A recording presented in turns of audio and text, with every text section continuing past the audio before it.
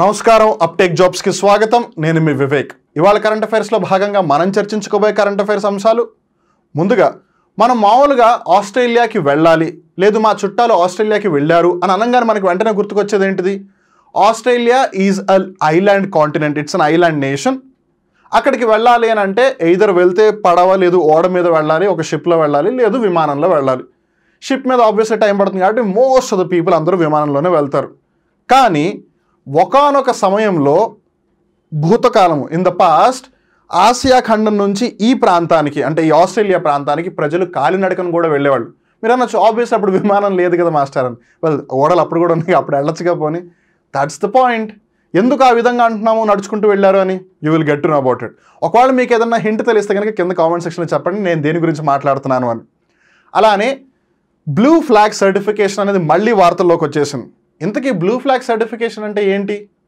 అలానే ఎక్సర్సైజ్ తర్కష్ మామూలుగా మనం ఇలా ఎక్సర్సైజ్ అన్నప్పుడల్లా ప్రతిసారి మనకి మిలిటరీ ఎక్సర్సైజ్ గుర్తుకొస్తాయి ఈ ఆర్మీనో లేదు నేవీయో లేదు ఎయిర్ ఫోర్సో లేదు కొన్నిసార్లు జాయింట్ ఫోర్సెస్ యొక్క ఎక్సర్సైజ్ లాగానే కానీ ఇక్కడ మనం జాగ్రత్తగా గమనిస్తే ఎక్సర్సైజ్ తర్కష్ కొంచెం డిఫరెంట్ ఇది ఒక విధంగా చెప్పాలంటే భద్రతకి సంబంధించింది కానీ it is not by the army or the air force or the navy మరి ఏంటి ఇలా వీడికి సంబంధించిన పూర్తి సమాచారం మనం ఇవాళ ఈ కరెంట్ అఫైర్స్ ఎపిసోడ్లో తెలుసుకోవడానికి ప్రయత్నం చేద్దాం మరి ఇంకెందుకు ఆలస్యం let's get into the details but before getting into the details let me tell you one very important thing TSPSC group 1 prelims చాలా దగ్గరలో ఉంది చాలామందికి ఇలాంటి పరిస్థితుల్లో పట్టుకునే ఒక భయం ఏంటంటే కోర్స్ ఒకటి కాదు 2-3 రకాలు ఉన్నాయి ఒకటి మాస్టారు నేను మొత్తం చదివేశాను కానీ నాకు ఏమీ గుర్తుండట్లేదు మాస్టారు నేను మొత్తం చదివేశాను కానీ ఇప్పుడు నేను మళ్ళీ రివిజన్కి మొత్తం చదవలేను కదా అంత టైం నా దగ్గర లేదు కదా సో నాకు రివిజన్కి ఏదైనా హెల్ప్ అయ్యే విధంగా ఏదైనా చెప్పగలరా లేదు చేయగలరా నా కోసం అని ఇంకొంతమంది ఏంటిది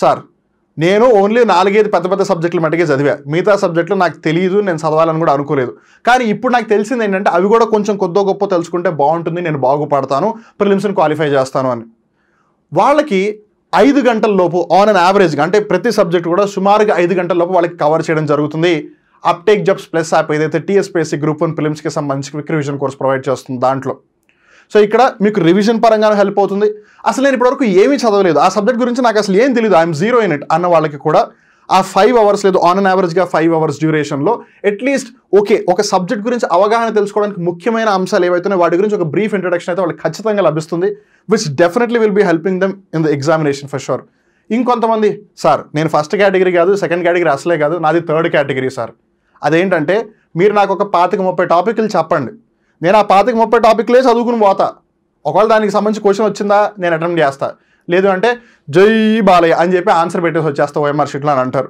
వెల్ మీరు ఏ కేటగిరీ అయినా సరే let me tell you one thing ఈ టీఎస్పీఎస్సీ గ్రూప్ 1 ప్రిలిమ్స్కి సంబంధించి అప్టేక్ జాబ్స్ ప్లస్ తీసుకొచ్చిన క్విక్ రివిజన్ కోర్స్ మీకు ఖచ్చితంగా హెల్ప్ అవుతుంది ఇది మీకు ఒకవేళ కోర్సుని పర్చేస్ చేయాలనుకుంటే మీరు సింగిల్ సబ్జెక్ట్ అయినా పర్చేస్ చేసుకోవచ్చు లేదు మొత్తం కలిపి ఒక ప్యాకేజ్ లాగా అయినా పర్చేస్ చేయవచ్చు ఇది మీకు అప్టేక్ జాబ్స్ ప్లస్ యాప్లో లభిస్తుంది గూగుల్ ప్లే స్టోర్ నుంచి యాప్ని డౌన్లోడ్ చేసుకుని మీరు కోర్సుని పర్చేస్ చేయొచ్చు ఒకవేళ వీడికి సంబంధించి మీకు ఏదైనా డౌట్స్ ఉంటే వెంటనే 9133449696 నెంబర్కి కాల్ చేసి జై బాలయ్య అని చెప్పండి అప్టేక్ జాబ్స్ ప్లస్ యాప్ దీనికి సంబంధించిన మొత్తం ఇన్ఫర్మేషన్ మీకు ఇస్తుంది on that note wishing everyone all the very best మీరు మీ ఎగ్జామ్ని బాగా రాయాలి అండ్ బిఫోర్ దట్ బాగా ప్రిపేర్ అవ్వాలి అని మనస్ఫూర్తిగా కోరుకుంటూ wishing everyone all the very best on that note and not only just this మీరు ఏ పరీక్షకి ప్రిపేర్ అవుతున్నా సరే మీరు బాగా ప్రిపేర్ అవ్వాలి మీరు అనుకున్నది మీరు సాధించాలి మీ కుటుంబం యొక్క భవిష్యత్తుని మీ కుటుంబం యొక్క తలరాతని మీరే స్వయంగా మార్చాలి అని నిజంగా నేను మనస్ఫూర్తిగా కోరుకుంటున్నాను on that note let's get into the details of today's current affairs so ముందుగా మనం బ్లూ ఫ్లాగ్ సర్టిఫికేషన్ గురించి తెలుసుకోవడానికి ప్రయత్నం చేద్దాం Tamil Nadu coastal zone management authority has recommended the Injambakkam Akkarai stretch development project with the condition to explore blue flag certification so ఇక్కడ మనం జాగ్రత్తగా గమనిస్తే ఈ బ్లూ ఫ్లాగ్ సర్టిఫికేషన్ బేసిక్గా ఏంటి అసలు it is a voluntary globally recognised eco label tag given to environment friendly and clean beaches marinas and boat so ఇక్కడ మనం జాగ్రత్తగా గమనిస్తే ప్రపంచంలో చాలా బీచ్లు ఉన్నాయి కానీ అన్ని బీచ్లు కూడా పర్యావరణ సహితంగా ఉండవు అన్ని బీచ్లు కూడా ఎన్వైర్న్మెంటల్ ఫ్రెండ్లీగా ఉండవు అన్ని బీచ్లు కూడా క్లీన్గా ఉండవు మీరు కనుక జాగ్రత్తగా గమనిస్తే మన ఇండియాలోనే చాలా బీచ్లు ఎక్కువ మంది జనాలు ఎప్పుడు చూసినా చెత్తగానే ఉంటుంది for various reasons again so ఇలా ప్రతి బీచ్ క్లీన్గా ఉండదు కదా సో అందుకని కొన్ని బీచెస్ని క్లీన్గా ఉన్న వాటిని పర్యావరణ సహితంగా ఎన్వైర్న్మెంటల్ ఫ్రెండ్లీగా ఉన్న వాటికి ఒక సర్టిఫికేషనే ఈ బ్లూ ఫ్లాగ్ సర్టిఫికేషన్ అనమాట అయితే ఈ ఇంజంబాక్కం అక్కరాయ్ స్ట్రెచ్ ఏదైతే ఉందో కోస్టల్ జోన్ పరంగా దాన్ని బ్లూ ఫ్లాగ్ సర్టిఫికేషన్ కోసం మీరు ఎందుకు ట్రై చేయకూడదు అన్న ఇదిలో తమిళనాడు స్టేట్ గవర్నమెంట్ కన్సిడర్ చేస్తుంది, మరీ ముఖ్యంగా coastal zone management authority. So that's why it is in the news. So మనకి ఈ కాంటెక్స్ట్ పెద్దగా పని లేదు, బట్ డెఫినెట్లీ నోయింగ్ దట్ ఇప్పుడు ఆ స్టేట్ గవర్నమెంట్ ఆ విధంగా చర్యలు తీసుకుంటుందంటే రేపు మాప ఆంధ్రప్రదేశ్ రాష్ట్ర ప్రభుత్వం కూడా తీసుకోవచ్చు. అండ్ ఇక్కడ మనం జాగ్రత్తగా గమనిస్తే తెలంగాణకి బీచ్ లేదు, కానీ ఉంటే ఖచ్చితంగా వాళ్ళు కన్సిడర్ చేసేవాళ్ళు కదా. So definitely it will be in the news for sure. ఒకవేళ ఈ కాంటెక్స్ట్ లేకపోయినా దాని గురించి అయితే అడిగే అవకాశం ఉంది కదా, because Gujarat, Maharashtra, Goa, Karnataka, Kerala, Tamil Nadu, Puducherry, Andhra Pradesh, Odisha, west Bengal, Andaman and Nicobar ఇన్ని ఉన్నాయి కదా తీర ప్రాంతాలు కలిగిన రాష్ట్రాలు, కేంద్రపాలిత ప్రాంతాలు, లక్షద్వీప్ కూడా. సో ఆబ్వియస్లీ అడగచ్చు, దాంట్లో పోయేదే ఉంది. అండ్ నోయింగ్ దట్ ఇప్పుడు లక్షద్వీప్ ఐలాండ్స్కి ఎలాగో టూరిజంని పెంచాలని చెప్పి నరేంద్ర మోదీ గారు ఇటీవల ఇనిషియేటివ్ తీసుకున్నారు. ఎప్పుడైతే మాల్దీవ్స్ ఇండైరెక్ట్గా ఇండియాకి ఒక విధంగా వ్యతిరేకంగా అవుతూ ఉందని తెలిసిందో, ఇంకా మాల్దీవ్స్కి వెళ్ళింది చాలు, లక్షద్వీప్ మీద టార్గెట్ చేయండి అని మోదీ గారు ఒక విధంగా హింట్ ఇచ్చారు, like that should be the new tourist destination. So ఇప్పుడు ఆబ్వియస్గా లక్షద్వీప్ వెళ్తే అక్కడ బీచెస్ ఉంటాయా? సో బీచెస్ డిస్కషన్లోకి వచ్చింది, బీచెస్ పరంగా టూరిజం పెరిగింది అని అంటే అప్పుడు ఈ బీచెస్ ఐడియా కూడా వస్తుందా? ఎక్కువగా జనాలు వస్తే చెత్త ఎక్కువ వేస్తారు, సో అప్పుడు ఆబ్వియస్లీ క్లీన్లీనెస్ ఉండదు, సో ఎన్వైర్మెంటల్ ఫ్రెండ్లీగా ఉండదు అని. So that's the point. It is accorded by the Denmark based non profit foundation for environmental education fee. So బేసిక్గా ఈ బ్లూ ఫ్లాగ్ సర్టిఫికేషన్ ఎవరు ఇస్తారు అని అంటే కనుక డెన్మార్క్ దేశానికి సంబంధించి ఉన్న ఒక నాన్ ప్రాఫిట్ సంస్థ ఫౌండేషన్ ఫర్ ఎన్వైర్మెంటల్ ఎడ్యుకేషన్, దాన్ని ఇన్ షార్ట్ ఫీ అని పిలుస్తున్నారు. Fee has identified 33 criterias to qualify for blue flag. So ఇక్కడ మనం జాగ్రత్తగా గమనిస్తే ఒక బీచ్కి బ్లూ ఫ్లాగ్ ఇవ్వాలి అని అంటే కనుక వాళ్ళు 33 క్రైటీరియాస్ని చెక్ చేస్తున్నారు. సో అక్కడ బోట్ ఫెసిలిటీ ఉందా, లేదు బీచెస్ క్లీన్గా ఉన్నాయా, ఎన్వైర్మెంటల్ ఫ్రెండ్లీ ఉందా, అలానే ఒకవేళ ఏదైనా డిజాస్టర్ వస్తే ఇఫ్ ఇన్ కేస్ అక్కడ ఏదన్నా సేఫ్ ప్లేసెస్ ఉన్నాయి, వీటన్నిటిని కూడా కన్సిడర్ చేస్తారనమాట. There are 12 blue flag certified beaches in India. For example Minicoy Thundi and Kadmat in Lakshadweep, అలానే గోగ్లా దియు, అలానే గోల్డెన్ ఒడిషా. రిమెంబర్ ఇక్కడ ఆల్రెడీ మనకు తెలుస్తున్నాయి 12 బ్లూ ఫ్లాగ్ సర్టిఫైడ్ బీచెస్ ఉన్నాయని. ఇక్కడ మీకు కొన్ని ఎగ్జాంపుల్స్ మటుకే ఉన్నాయి. Now I'm giving you homework.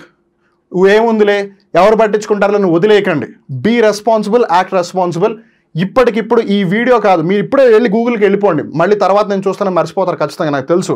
ఇప్పటికిప్పుడు గూగుల్లోకి వెళ్ళి ఇండియాలో ప్రస్తుతం ఉన్న 12 బ్లూ ఫ్లాగ్ సర్టిఫైడ్ బీచెస్ ఏమున్నాయో చూడండి. వాటిలో అన్నిటికంటే పాపులర్ బీచ్ ఎక్కడుందో చూడండి. ఆంధ్రప్రదేశ్ రాష్ట్రానికి సంబంధించి ఏదైనా బీచ్ ఉందా లేదో చూడండి. అండ్ నోయింగ్ దట్ తమిళనాడు రాష్ట్ర ప్రభుత్వానికి సంబంధించి కాంటెక్స్లోకి వచ్చింది కాబట్టి తమిళనాడు రాష్ట్రంలో ఏమేమి ఉన్నాయి బ్లూ ఫ్లాగ్ బీచెస్ చూడండి. అలానే లక్షద్వీప్ టూరిజం పరంగా డెవలప్మెంట్ అవుతోంది కాబట్టి అక్కడేమేమి బీచెస్ ఉన్నాయి అవి కూడా చూడండి.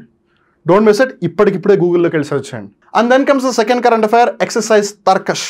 మనం మామూలుగా ఎక్సర్సైజ్ అనుకున్న ప్రతిసారి కూడా ఈ ఆర్మీయో, ఎయిర్ ఫోర్సో, నేవీ అని అనుకుంటూ ఉంటాం. But this is slightly a different exercise. The 7th edition of the Indo-US Joint Counter-Terrorism Exercise Tarkash was recently held in Kolkata. So exercise Tarkash ఎక్కడ జరిగింది అని అడగవచ్చు. కోల్కతాలో జరిగింది, కోల్కతా వెస్ట్ బెంగాల్లో ఉంది. సో ఆబ్వియస్లీ ఇప్పుడు ఎక్కడ జరిగింది అంటే చాలా మంది సిటీ గుర్తుపెట్టుకుంటారు, స్టేట్లు మర్చిపోతూ ఉంటారు. పశ్చిమ బెంగాల్ లేదు వెస్ట్ బెంగాల్. సో వాళ్ళకి వాళ్ళు ఎక్సర్సైజ్ తర్కష్ అని చెప్పి స్టేట్ ఇస్తే కలకత్తా కదా వెస్ట్ బెంగాల్ ఉంది ఏంటి అని కన్ఫ్యూజ్ అవ్వద్దు ప్లీజ్. అందుకే బేసిక్ జీకి కూడా చాలా చాలా ఇంపార్టెంట్. అందుకే స్టేట్ క్యాపిటల్స్, కంట్రీ క్యాపిటల్స్ కూడా తెలుసుకోవడం చాలా చాలా ఇంపార్టెంట్. అలానే it was held between the India's NSG అలానే యూఎస్ స్పెషల్ ఆపరేషన్ ఫోర్సెస్ అనమాట. ఇక్కడ మనం జాగ్రత్తగా గమనిస్తే counter terrorism exercise. So most of the times terrorism కొన్నిసార్లు ఇంటర్నల్గా కూడా జరగచ్చు. అండ్ దానికంటూ ఒక స్పెషల్ డిపార్ట్మెంటే ఎన్ఎస్జీ. సో ముంబైలో బాంబ్ అటాక్స్ ఏవైతే జరిగాయో 26/11 అప్పుడు ఎన్ఎస్జీ బాగా పాపులర్ అయింది. అఫ్కోర్స్ ఉంది కానీ బాగా పాపులర్ అయిపోయింది అనమాట. సో ఏదేమైనా సరే అలా ఇండియాలో కౌంటర్ టెర్రరిజం యాక్టివిటీస్కి సంబంధించి ఎన్ఎస్జీ వర్క్ చేస్తుంది. అట్లా యూఎస్లో యూఎస్ స్పెషల్ ఆపరేషన్ ఫోర్సెస్. ఈ రెండింటికి మధ్య జరిగిన ఎక్సర్సైజ్ ఈ exercise Tarkash. Now let me tell you the most interesting and exciting thing. నాకు తెలుసు మీరు ఇప్పటివరకు యాక్చువల్గా వీడియో చూడడానికి వెయిట్ చేస్తున్నారు ఈ అంశం గురించి తెలుసుకోవడానికి అని. Well I do know that you're also responsible. బేసిక్గా మీరు కంటెంట్ గురించి తెలుసుకోవడానికి వచ్చారు నాకు తెలుసు. సో మనం ఇప్పుడు సాహుల్ గురించి తెలుసుకోవడానికి ప్రయత్నం చేద్దాం. ఇప్పుడు సాహుల్ ఏంటి అని అంటే మీరు పాంజియా అనే పేరు వినే ఉండుంటారు. బేసిక్గా ఒకానొక సమయంలో అంగారా గోండ్వానా కన్నా ముందు ఉన్న ఒక సూపర్ కాంటినెంట్ అని. అలా ఉన్నది సాహుల్ అనే super continent. Archaeologists have found evidence of a lost landscape known as Sahul in the ancient times. Sahul was a supercontinent exposed on the Earth's surface during the last ice age due to the glaciation which lowered global sea levels. Glaciation అంటే ఏంటి? బేసిక్గా మంచు కట్టిపోవడం, అంటే గడ్డగట్టుకుపోవడం అంతా నీరు. So obviously నీరంతా గడ్డగట్టుకుపోతే అప్పుడు obviously నీటి స్థాయిలు పడిపోతాయి కదా. So that is the thing అనమాట. Sahul was above the sea levels around 70,000 years ago. 70,000 years ago. మనం జస్ట్ 2000 ADలోనే ఉన్నాం. Of course 2024 to be precise. So 2024 ADలోనే ఉన్నాం. సో ఒకవేళ 2000 తీసేసినా సరే 68,000 BC. మన ఇన్ జనరల్గా మాట్లాడుకున్నప్పుడు ఎప్పుడు కూడా 10,000 BC 20,000 BC అక్కడ వరకు వెళ్తాం. 68,000 BC, just imagine that, and connected Australia, New Guinea and neighboring islands like the Aru Islands.